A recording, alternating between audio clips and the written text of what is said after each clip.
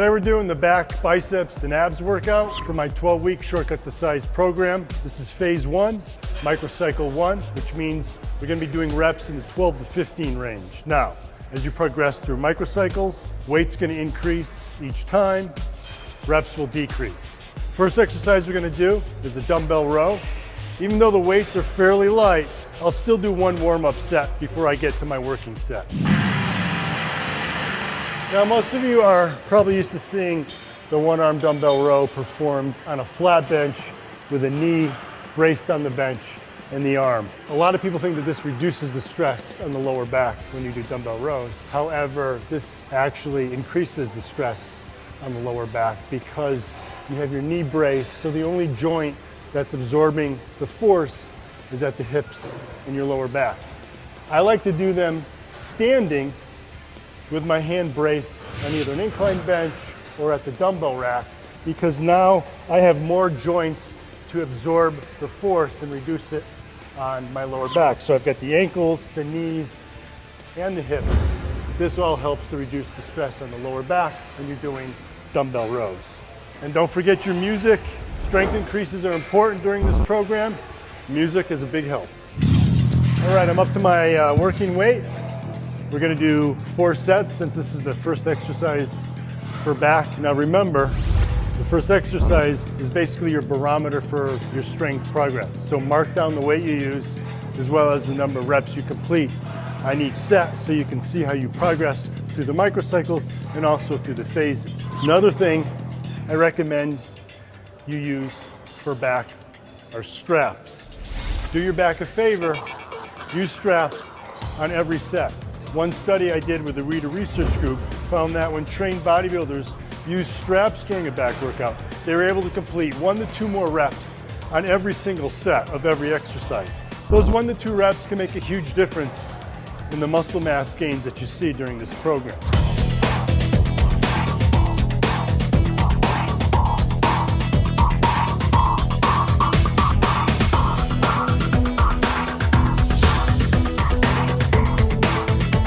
This is the 4th set of dumbbell rows, and that's the last set. And the last set of every exercise, in microcycles 1 and 2, we finish with a rest pause. Rest pause, you're going to take the set to failure, give yourself a quick 15 to 20 second rest, pick the weight back up, get as many reps as you can.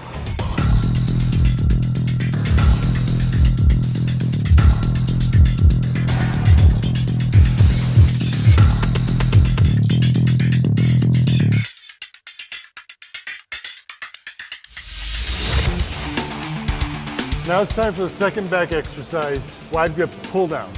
We'll be using an overhand grip to target more of the outer lats. Now we're down to 3 sets per exercise. Remember, still use your straps. I usually don't go with a warm up on this second exercise, but feel free to do a light one if you want to before you get to your working set weight.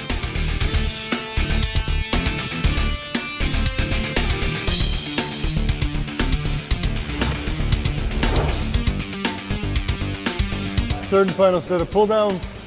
We're going to finish them off with some rest pause.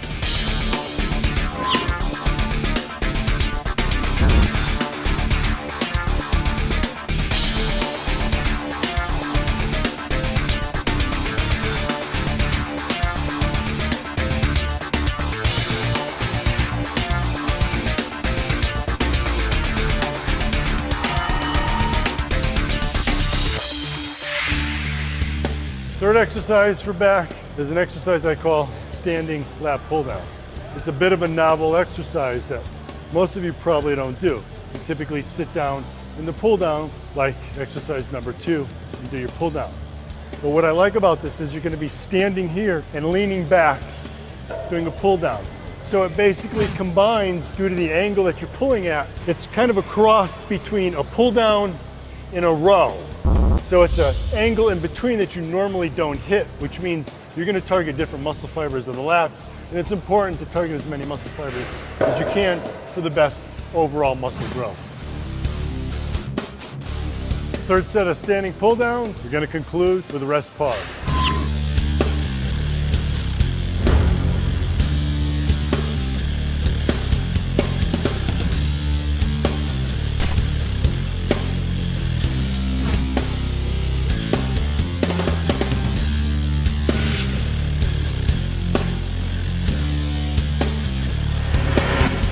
We're now into the fourth and final exercise for back.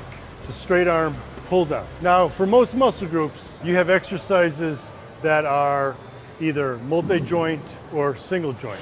For example, with chest, the bench press is a multi-joint exercise. It involves movement at both the shoulders and the elbows. Flies, on the other hand, for chest, only involve movement at the shoulder joint, so it's a single joint exercise. When you think of back exercises, you mainly have some form of rows or some form of pull downs.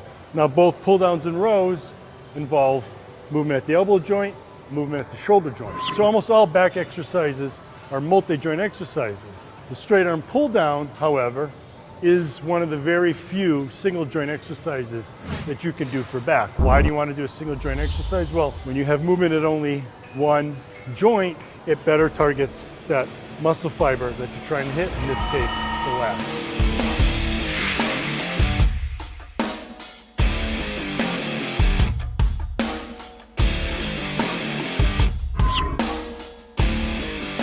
All right, it's the third set, straight arm pull downs. You know what that means. I'm gonna finish it off with my favorite intensity technique, rest pause.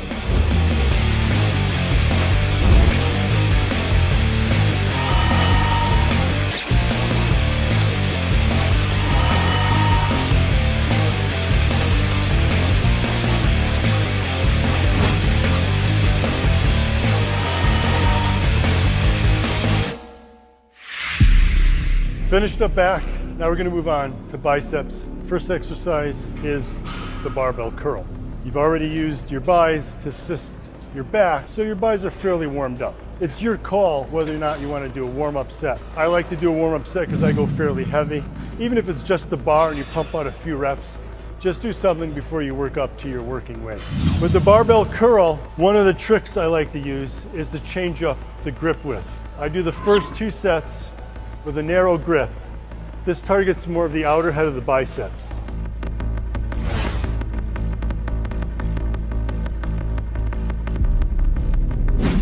The last 2 sets, I'll do a wider grip, which involves more of the short inner head of the biceps.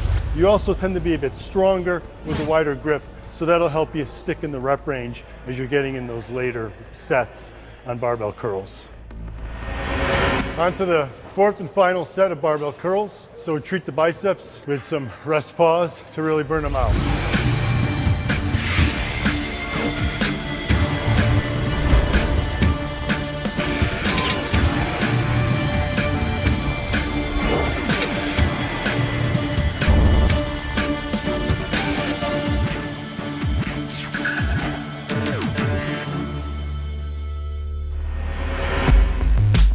Moving on to the second exercise for biceps, incline dumbbell curls. Now our sets per exercise will drop to 3. On the incline dumbbell curl, the focus is more on the long or outer head of the biceps. When you bring your arms behind the body and perform the curls, it puts a stretch on the long head of the biceps that allows you to focus more of the stress on that part of the bicep, and that's what gives you the bicep peak. Third set of incline dumbbell curls, and if you've been paying attention, you know what that means. We're gonna finish it out with rest pause.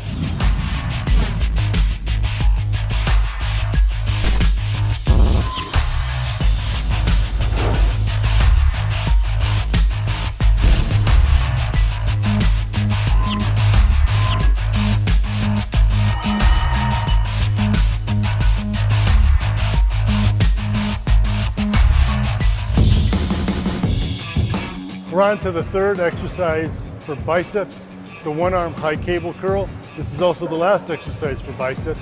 After this, we're gonna move into some ab training. Now, with the one-arm high cable curl, like with the barbell curl, when you take a wide grip, your arms turn out, it focuses more on the short head or the inner head of the biceps. So when you're doing this exercise with the arm turned out, you're focusing on this part, the inner head. We just finished doing the incline dumbbell curl, where with the arms behind our body, we focus more on the outer head. So now we're switching from focusing on the outer head of the biceps to more focus on the inner head. That's important for overall biceps growth. Third and final set of the one arm high cable curl. Biceps are already screaming, but we're gonna finish them off with one more rest pause. Again, remember, when you're doing single arm exercises like this, you're gonna reach muscle failure, one arm at a time, then go right into the rest pause before switching to the other arm.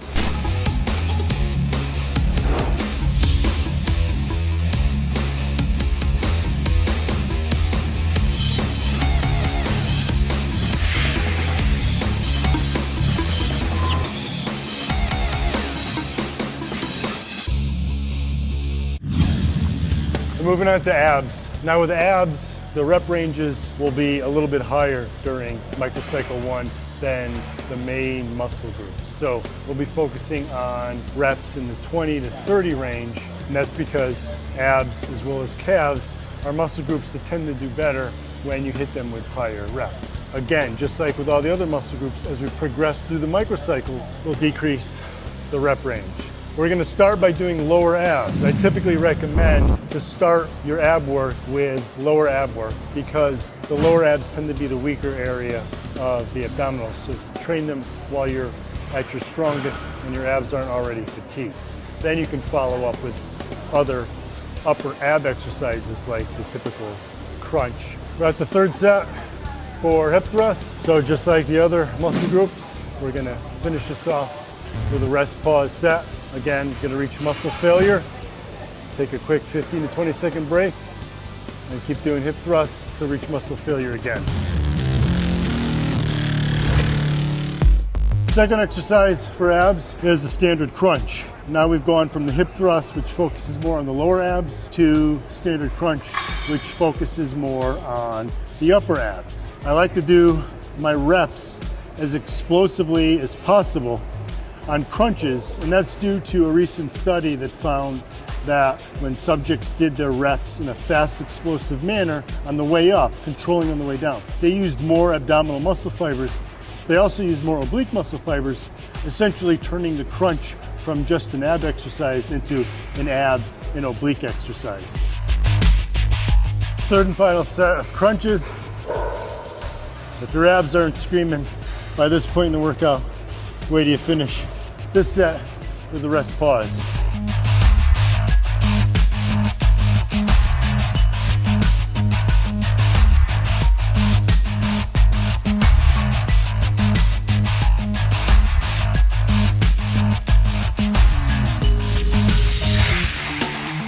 This is the final exercise for our ab training. We're going to do the oblique crunch, moving the focus now to the obliques. So we've hit all three main areas of the midsection: lower abs, upper abs, and now we're focusing more on the obliques. Again, it's going to be 20 to 30 reps. That's per side.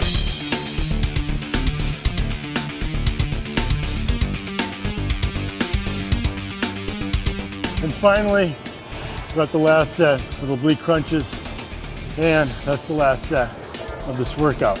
We're going to finish off the obliques with some rest pause. Remember, we're doing both sides, so you're going to do rest pause on one side before doing the reps, and then the rest pause on the other side. I'm starting with right side, finish out my reps, go to failure, then I'll do the rest pause, then I'll turn, do the same on the left side.